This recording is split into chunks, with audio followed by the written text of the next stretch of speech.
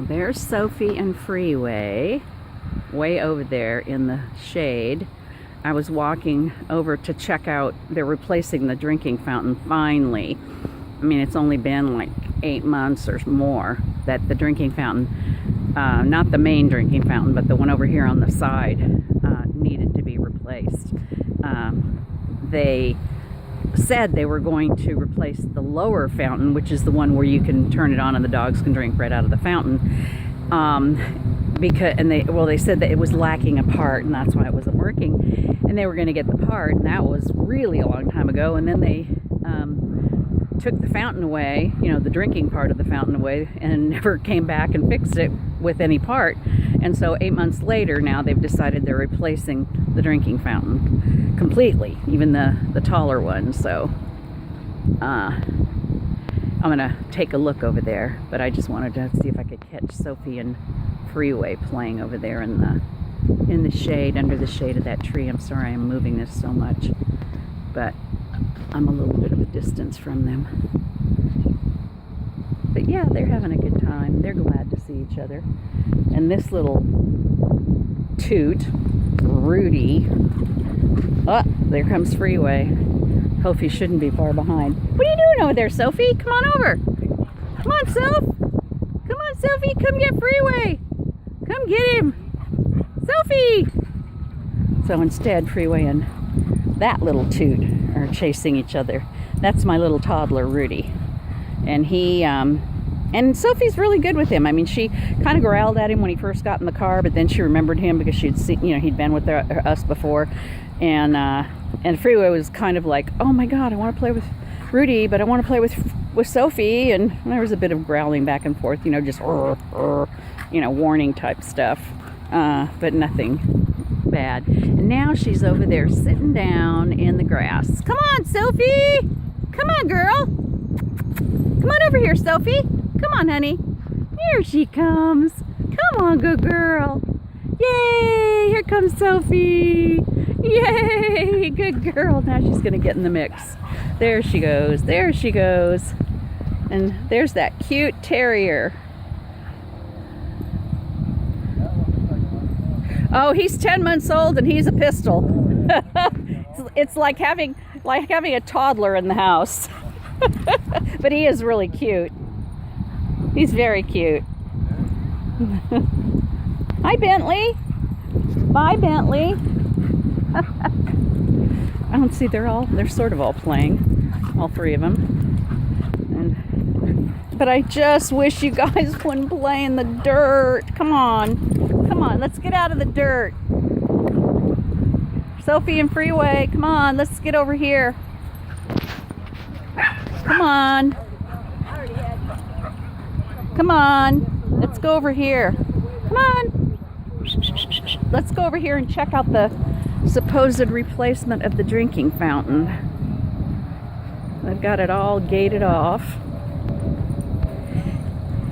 And I guess they're gonna replace, there were two fountains actually, one outside the gate. Hey, Rudy, cut it out. Rudy, stop the barking. There was a fountain, if you remember, there is a fountain outside the dog park for, I guess, the soccer and baseball player people.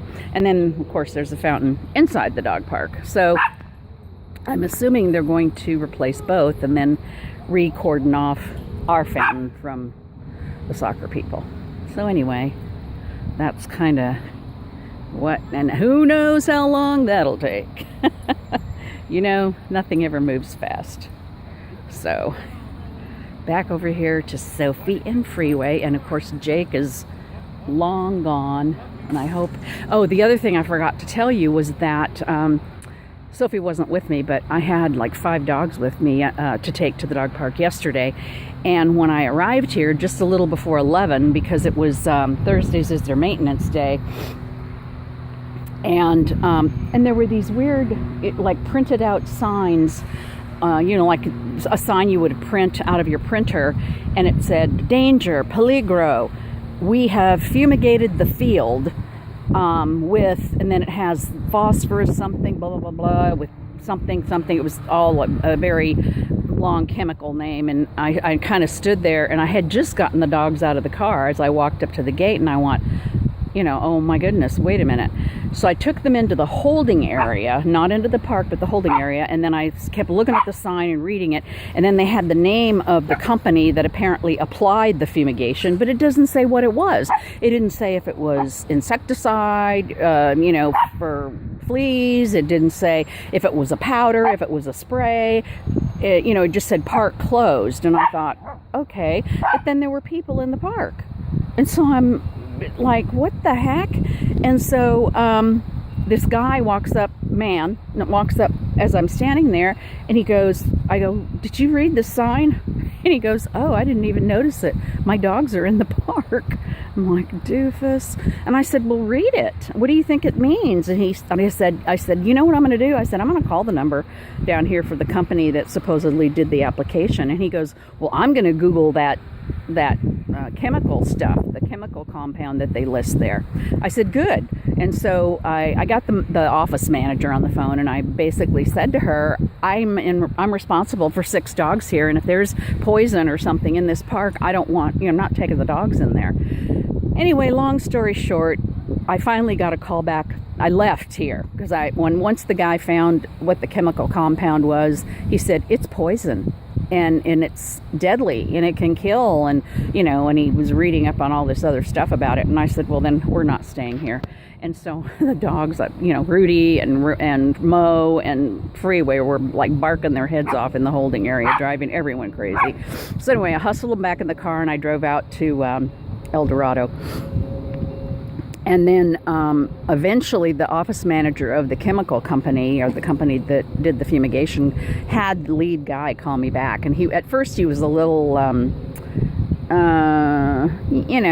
arrogant and kind of, what is that you're calling about, standoffish. And then I explained to him, and I said, look, all I want to know is what was done, what was the compound that you put in there, and was it a powder, was it a spray? He goes, no. He said, we went in, my people, my applicators went in, my employees went in and put pellets in the gopher holes and pushed them down into the tunnel where the gophers are. And he said, and what the pellet does is it gives off a gas, and the gophers inhale that gas, and then it kills them. And I said, okay, how long after application is that gas still active and dangerous? And he goes, well, probably 4 hours after application. And I said, well, I have a dog, and there are other dogs here at the park that do this, but I have a dog who likes to, look at Sophie, she's chasing Rudy, and she didn't growl at him or yell at him. Oh, good girl. Good girl, Sophie, good job. So anyway, I said, I have a dog that literally sticks his face and nose down into the gopher holes and breathes. He goes, like, breathes in the air and stuff. I said, I don't want him breathing in that gas that those pellets are releasing. And he goes, no, he says, after 4 hours, it should be fine. And so anyway, I elected not to come back here last night. And I've come back this morning, and I'm keeping a good eye on Jake. But,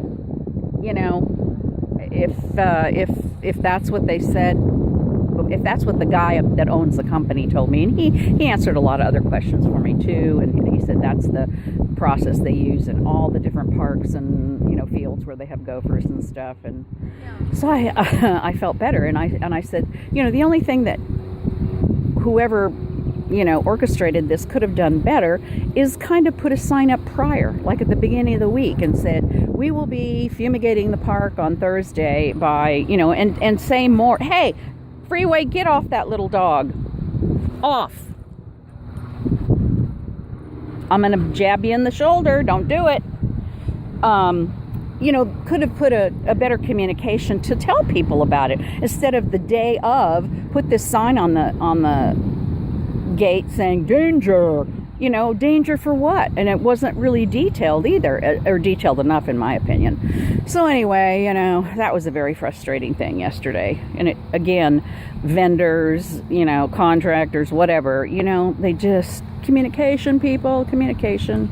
It's all it takes. Look how cute. They're all just hanging around. Anyway, that's my story of yesterday. Bye.